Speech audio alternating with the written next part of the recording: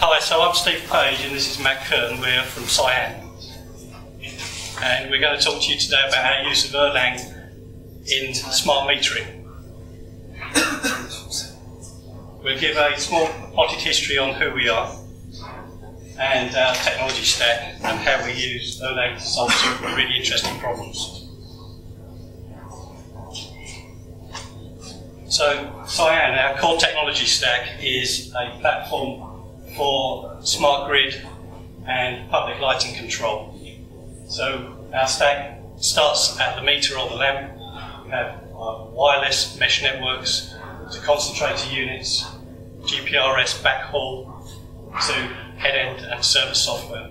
So we have a complete end-to-end data delivery and control system. So our primary markets are smart metering and smart lighting.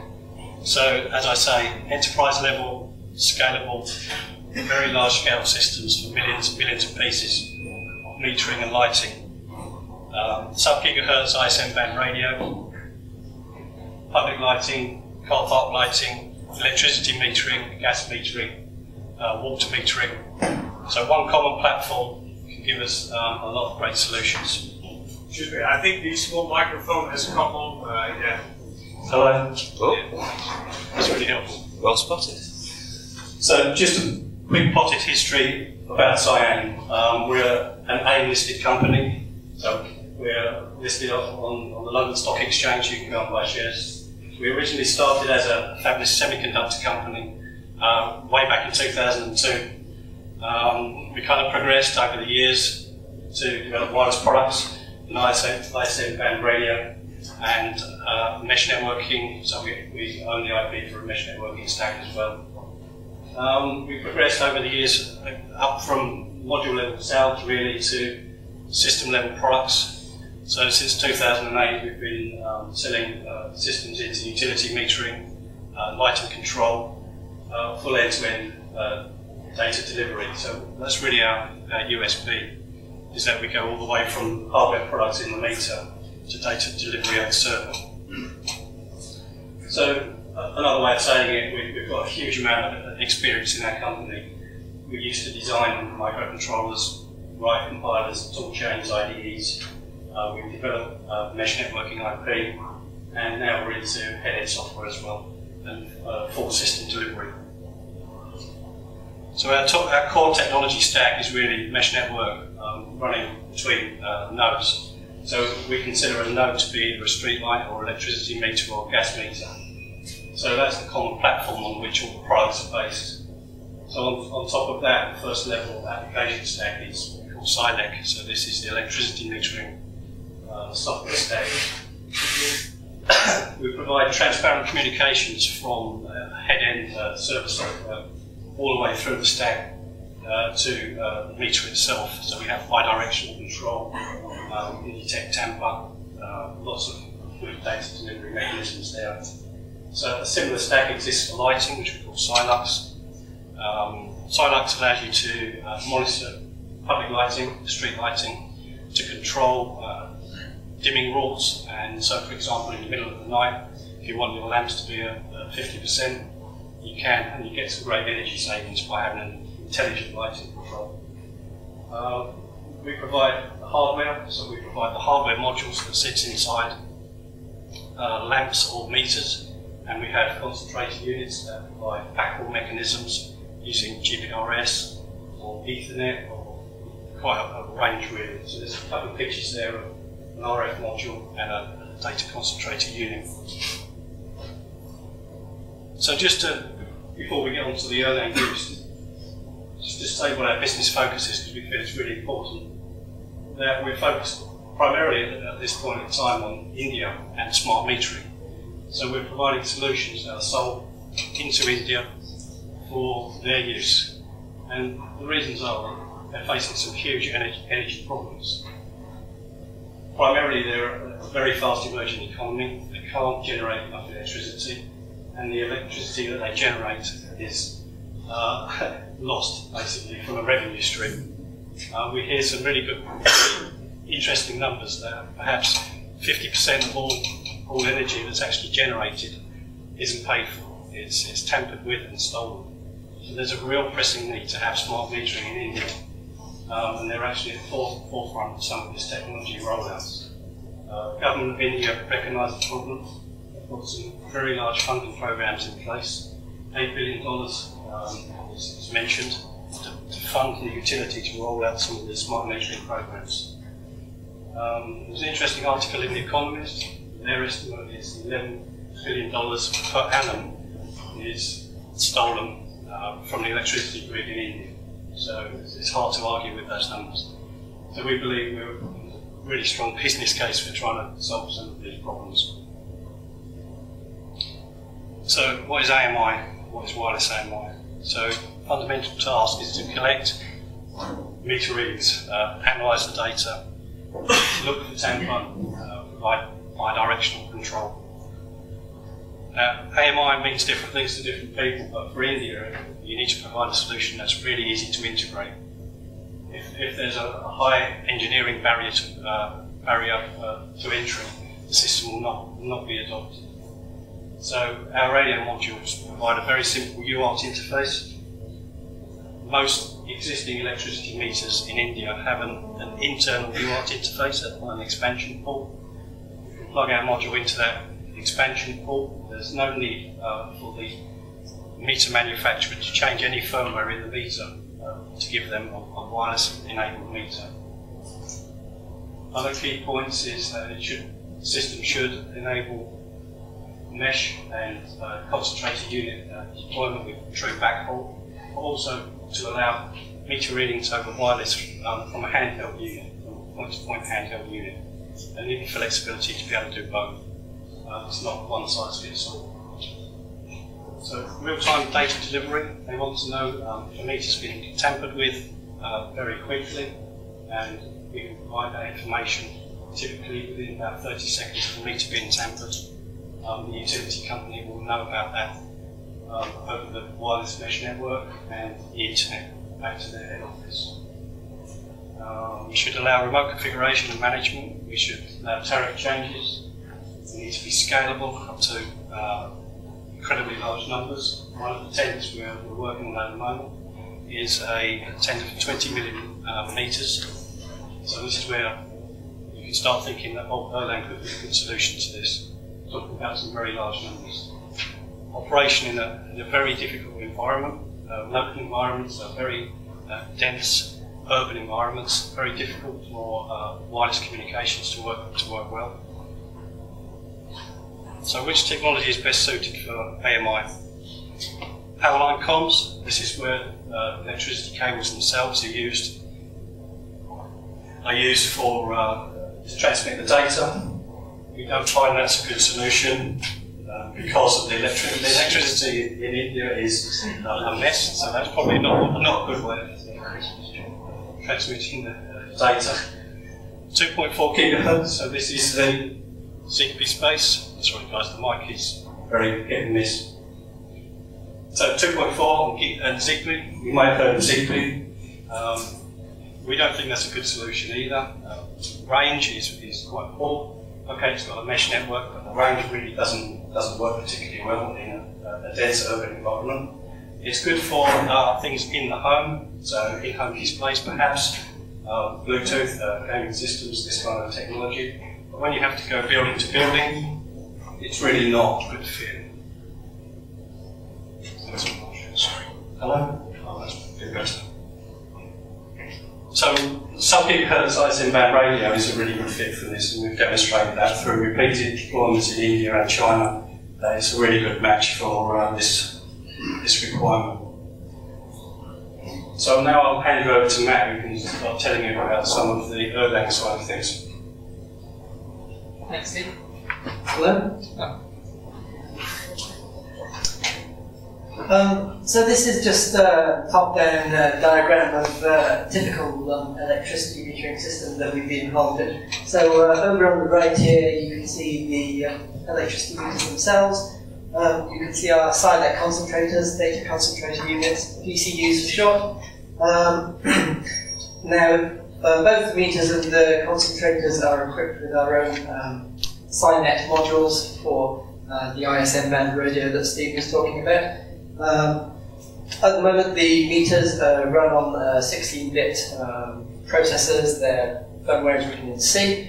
The concentrators likewise are 16-bit processors, code written in C, although we do have an experimental Linux platform which runs Erlang at this time that we're using for testing and development work. We may at some point switch over to that. Okay. So we have the ability to get the data over the wireless mesh networks on the right, as you can see, but then we need to get it back to the data center. Now the data concentrator units are equipped with GPRS, so they can link up to the internet. And they communicate to the CyLec server, which you see there. Now that,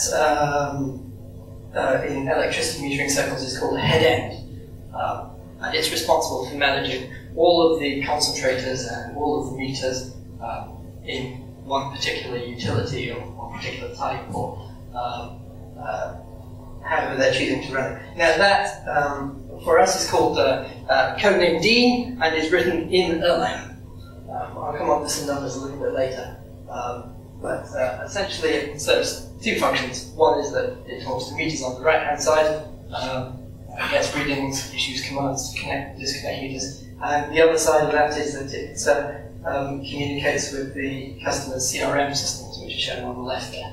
So most utilities, or many utilities, will have a CRM system from the likes of SAP or Oracle. And they'll be doing all of their billing, customer management, and running their entire enterprise with it from their ERP systems. And we sit in the middle between those two. There's a small operator interface that you see there at the bottom, again served from Erlang. We use Web Machine, thanks Pasha. Web-based, so there's no software to install on the desktop. Typically used by a relatively small number of people, but that's there for the operator to be able to manage the networks directly.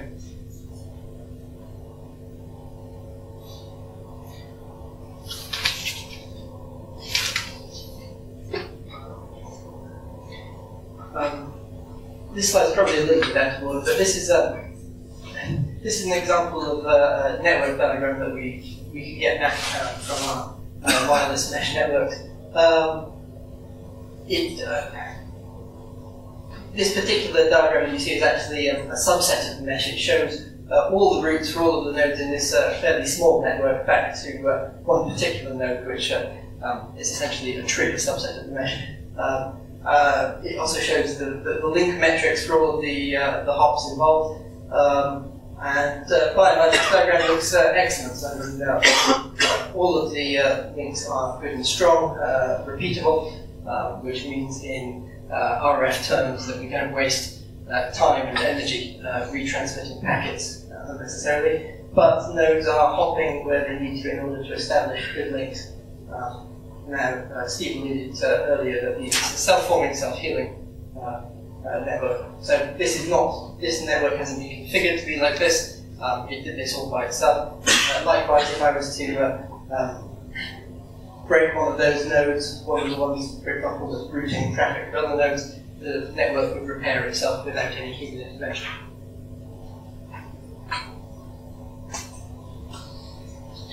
So this is our obligatory why Erlang slide.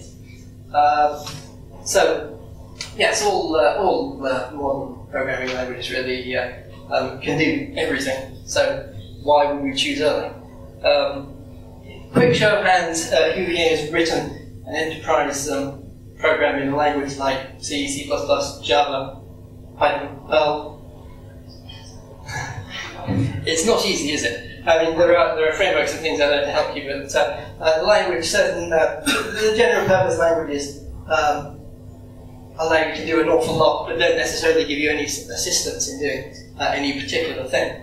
I'm reminded of the kind of the tale of the lost traveller who stops a stranger and asks for directions to where he's going, and the stranger says, "Well, I wouldn't start from here." So you've chosen to write your enterprise application in one of these languages. That doesn't give you very much, so you have to look around, you have to evaluate the technologies available within that language, you've got to evaluate the frameworks that you might be using. You might be using JTE for Java. You've then got to make decisions about how your application is going to scale and distribute. If this project is like most projects, there'll also be some project pressure to actually make some headway and get something that you can show somebody fairly early. So considerations like scalability and concurrency are often left until it's very difficult to put them in later on in the project. I mean, in short, basically, from our earlier evaluation of Erlang, it seemed like a much better starting point for writing network servers than the other languages available, certainly with OTP in the mix.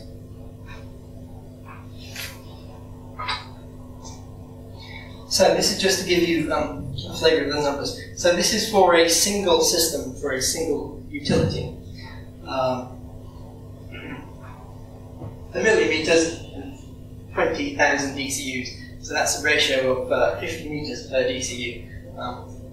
And that number climbing to 20 million, or thereabouts meters, as they roll out more and more over time. Now, if you're talking about getting a meter reading back from every meter every 15 minutes, that gives you 22,000 readings per second coming in through the system. Our goal is not to hold on to that data, but keep it for just long enough that we can pass it on to the CRM and ERP systems that the utility already has. But still, that's a large amount of data. We've got to be very careful with it. We mustn't lose any, certainly. I mean, you may say, well, what's my utility comes down and reads my meter once every couple of months, say. They're not going to mind if they miss a few every 50 minutes, but meter readings, while they form the bulk of this group, they don't account for everything. Steve mentioned tamper, so if I try and prise the case off my meter, it will alert the utility that I've done that and it will store that data. But crucially, the evidence that we can get back, either from the meter or over the air, can be used in a court of law to, if the utility later decides to prosecute somebody. So if we were to lose that particular message as it flowed through our system, that would be a big problem. That evidence wouldn't be available. Likewise, I mean, the system has to hold up under constant heavy load. This is a machine-to-machine system that we're talking about here. It doesn't sleep, it gets a reading every 15 minutes from every meter. It may be in one geographic locality, but there's no time periodic fluctuation in load. Having said that, of course, in India, where they have so little power that they don't really have power cuts, they have brief interludes where they have power. There is almost certainly going to be fluctuation in load in terms of how many meters currently have electricity and are able to report their readings at this time. Obviously our drivers are for high availability, which has been discussed in the excellent talk this morning. Trying to avoid single point of failure in our architectures, distributing the application logic so you can avoid outages or loss of any particular machine or any piece of hardware, backed by a fault-tolerant database. That's abstracted away, so it could be clustered, it could be master-slave with hot failure. But ultimately, it all has to be tested. At the moment, we have a mix of functional scalability tests.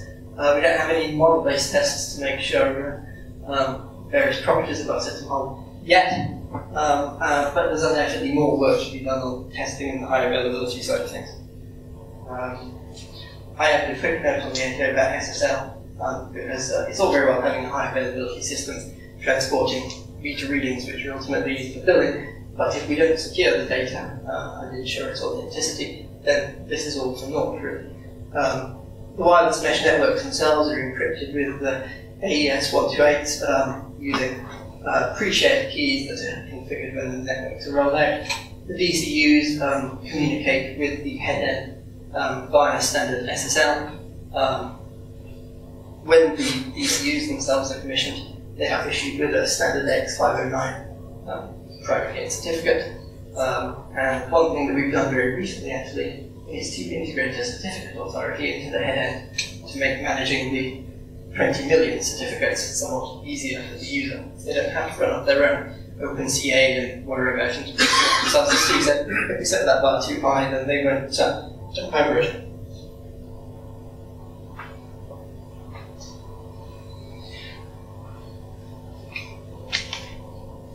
The last thing I'm going to talk about is very briefly is the operational maintenance side of things. So we already have infrastructure and have used SNMP and Zabbix in particular for monitoring server health, system service availability, that kind of thing. And one thing that Erlang is very good at is it basically do SNMP out of the box, the amount of legwork you have to do to put SNMP into your application and to start monitoring values of interest to you and defining traps should unusual events occur is actually very low. So you put that in fairly straightforwardly, fairly easily, bring it all through to your pre-existing monitoring, alerting, reporting interface, and away you go. So that's an excellent benefit of going with Erlang. Not all languages come with such an excellent integration.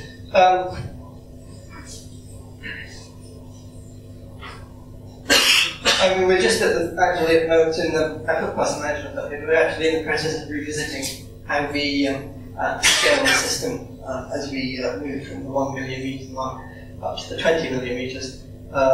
So that is something of a work in progress, but I have no doubt we'll be able to do it in Erlang, and no doubt we'll be able to do it much more straightforwardly than we would if we were trying to grow this in Java, for example. Okay. I'd like to hand you back to Steve. Thanks, Matt. So I'm quite short of time now. The primary interface between our head end and the billing system is a web service API, a RESTful API.